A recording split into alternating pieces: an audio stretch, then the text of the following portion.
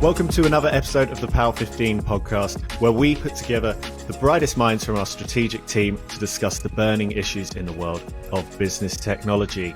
My name is Matt Gray, and today I'm joined by regular contributor to the show, Jessie, and making her Paal15 Podcast debut, it's Paula. Welcome to the show, guys. How are you both? Hey, Matt. Good. Looking forward to jumping in. Good. Hi, Matt. Thanks for having me again. Always welcome back, Jessie. You're a regular. Yeah, I'm a regular now, so happy to be here again. Let's dive straight into today's episode then. One of the core things we do here at Paal15 is help businesses establish their strategy, whether that's for a unique solution that's new to market or even for their entire business model as they seek to pivot to new areas. And to have a successful strategy, you need a gripping story. Now, Ben Horowitz, who's founder of venture capitalist firm Andreessen Horowitz, goes further, saying companies that don't have a clearly articulated story don't have a clear and well thought out strategy. The company story, he says, is the company strategy. Now, this idea is something we discuss a lot at Paal15 internally, so we thought the natural thing to do would be to bring that discussion to the podcast. Paula, I think let's start with you. Is Horowitz right? And what happens when a company doesn't have a story? Yeah, 100%. I'm a strongly believer that what he says is correct. We say it every day with, in conversations with customers day in, day out. We see good stories sometimes, we see bad stories, and then we see companies that don't have a story at all. Sometimes also, like on those conversations, what we realize is that perhaps the customers see the symptoms, but not particularly understand what the cause is. For instance, the other day, talking to a customer, he was telling me, look, I'll go to the sales floor. We've got 20 sales representatives, and I can guarantee you that each of them, they've got a different sales pitch. So yeah, clearly, I mean, that's not working. Probably sales are not coming in as fast as you would like to. Now, apart from a sales problem, the point of the part that the origin of that problem is not having a solid and a consistent story. Another symptom that we see a lot is that in B2B tech, product marketing teams, sales teams, and then marketing, it seems like oftentimes they speak different languages. So marketing doesn't understand sales, and they don't understand product team either. So it seems like, there is some disconnection. And then, for them, it's just like, it is difficult to pinpoint, where the cause of that is. Again, probably comes back to having a good story. I think like bottom line is, when you are not able to articulate clearly and simply what you do, for whom, and why is different, then you've got a problem. And the symptoms of that is that materials and assets and collateral, they're all different. They all have like different points, different stories. It's all kind of like all over the place in a way. We see that a lot.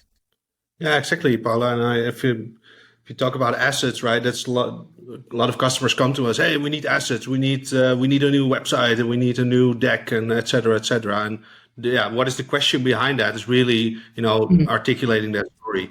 And you need to really build that narrative first, because if you do that first, then you can, once you have that nailed down, you can translate that into any type of means, right? You can use it in advertising, in your pitch decks, in your websites, in your brochures, etc. So if you don't take that first sort of crucial step, then things will be all over the place, and it will sort of spiral out of control almost. And sometimes some efforts will succeed and other efforts will fail terribly, and you don't know why, and it's not consistent at all. So it doesn't really bring you a lot and won't take your business any further. Yeah, I agree. I think again, I've seen it a lot, like customers come saying, I need a new website. I need, I need a new pitch deck. I think that probably if that's what you're thinking, then maybe the question is, is that really what I need? Like, are my people telling the same story consistently? Because perhaps, yes, you might need a new website, but then you also need to articulate your story better. Yeah, really good points. That kind of consistent articulation seems so key. Jesse, just to pull it back to what you were saying a moment ago about kind of taking those steps to building a narrative, what are the first steps to building a good story? Well, I think, Paula, you can really chime in here as well. I think the key point of departure is that getting that buy-in from the very top, right? I think it all starts with the senior teams, and it depends a bit on the business that we work with, right? We don't always work with the CEO, but with a lot of our customers, we really want to, talk to the executives, and I think that is where it starts, right, Paula? Yeah, 100%. Again, as this is so core for the company, is so strategic. The C-level needs to be involved. They need to believe and they need to drive. I think that's the key for success. It's not a beauty parade. It's not a marketing exercise only online, like making whatever our material looks blue or yellow. It's not that. It's really core to, to your present, but then more importantly, to our consistent growth. So 100%, not only participating, like in most of the cases, is this C-level, this executive, this board team who hold the vision. The vision needs to be part of it, the vision, the mission, the ambition. But then they also need to be kind of like, like the heroes in a way to make sure that the new story, one is developed, is adopted by everyone. So you need to get those sort of key points of departure in place, and within sort of a good storytelling, there's a sort of traditional storytelling structure or structural concept, as you can call it, and which is called the hero's journey, and it's a structure that works a lot of the times. And if you build a story with using that structure, you usually create something that is good and that works. And to do that, so that structure sort of consists of a couple of key elements. It all starts with this, sort of a broken world, right? And that's basically the problem that we seek to solve. So why are we here as a company or as a service on this world? What is it that we're going to solve? Then there's always the hero, right? And in these cases, it's usually the customer actually that needs to become the hero. They're not there yet. They need to become the hero, and to get there, they need a mentor, and that's us, right? That's the company, and we are going to help them. We're going to teach them how to do it, and we give them a magical gift to do it with, and that's usually our service or a product that we sell, right? Mm-hmm. So if you have those four elements in place, then you can really tell a story, and once you have all those, once you create that hero, he can fix the broken world and he can sort of save the day, as it were. So that's a sort of traditional storytelling system that really works well, and that we, in a way, help our customers define. Not exactly like that. We take, similar routes, but to get there, we take a couple of steps, right, Paula? It all starts with those sort of initial first points of departure, discussing those, getting that input from those key stakeholders, and then what are the next steps after that, right? I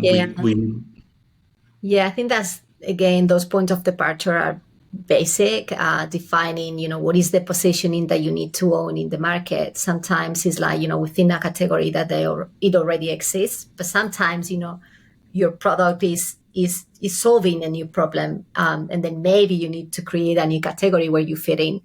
At the end of the day, it's like defining, exactly that. What is broken? What you're trying to fix? For whom? So it's that value proposition. And then once that's defined, then I think it is also important to bring that, to land that into market in a creative way. There is a lot of content out there. There is a lot of noise. There are lots of stories. I think it's also important to make sure not only what you say, but then also how you say it. Not only to align it with your values and with the personality of your brand, and but then also to stand out.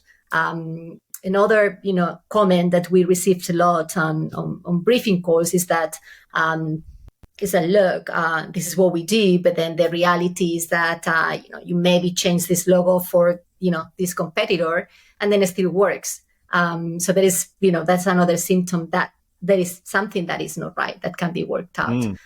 So bringing that, that creativity into that, align with your strategy, I think is what also makes a good story, or a story good. Yeah, and then it's all about, once you've defined that, right, all those elements, brought the creativity, it's all about, rolling it out. So getting it adopted, and those two are very important. Sort of the power of repetition, right? So you want to tell that story consistently and repeat it every time. Again, like you said, Paula, you need to have those heroes within the organization that help you land that story across those different audiences again and again. Yeah, that's a good point you make, is, that power of repetition. I think that sometimes, because like people are scared of just saying the same thing again and again, which actually, it is powerful. Maybe you just get bored of like listening to yourself, but then you're not talking to yourself. You're talking to, to new customers every day, to investors, to, potential employees. So that's it. Like that consistency, you don't need to have like loads of messages. It's just having one and then go out with the same story again and again consistently, across the board. That's what is going to make, that's the power of building a brand, a strong brand.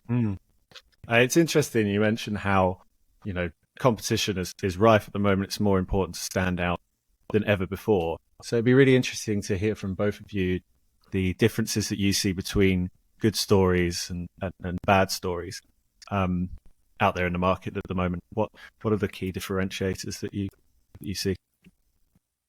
Yeah, it's a good question. I think spotting a good story and a bad story is sometimes difficult, but also sometimes quite easy, right? I think one of the key elements for us is that good stories are adaptable and really relevant to those heroes or to those key audiences that you define, right? So a recent customer, so as an example, a customer of ours, they wanted to articulate the story, and they told us, we want to articulate the story in a way that even my mom could understand it. And, while that's great, we didn't really challenge that idea because we sort of went with it. And we found out that, actually that's something we can solve, because what they do is, was very specific, and it solves a very specific thing for someone. And what it would solve for their mom was different than it would solve for the investor or for the business that they sold it to, right? So we found out, that didn't really work, and we really need to make this story applicable to their specific heroes and not just everyone in the world. Yeah, I mean, that doesn't mean that I think that simplicity, the power of simplicity is great. I think the simpler a story is, the better. Now, I agree. I think that equally needs to be relevant, and that's why defining those audiences is key. So it needs to be simple and understandable by those people that you want to talk to. And the best ones can bridge that gap between those audiences, right? Or can be very easily applicable to one or the other. And then you can change it without a lot of hard work. And sometimes you need a bit of extra work, right? So it depends a bit on what we see. Yeah, I think the key is of a good story is exactly that, is having a core narrative that then you can adapt to the different audiences that you're going to approach. So it becomes, in a way, it's like that Northern Star. It's that engine that brings everything and everyone together. It's kind of like, the cornerstone of everything. And we see it, I've seen it working really, really well. The power of a good story is just great. It's the difference between, having an organization, entire organization not knowing or knowing kind of what to do, to really bring everybody together, having, a common goal and then fighting for it. It's really, really powerful. So I think that's why it's really, it's the strategy of everything all. It's just like getting it right.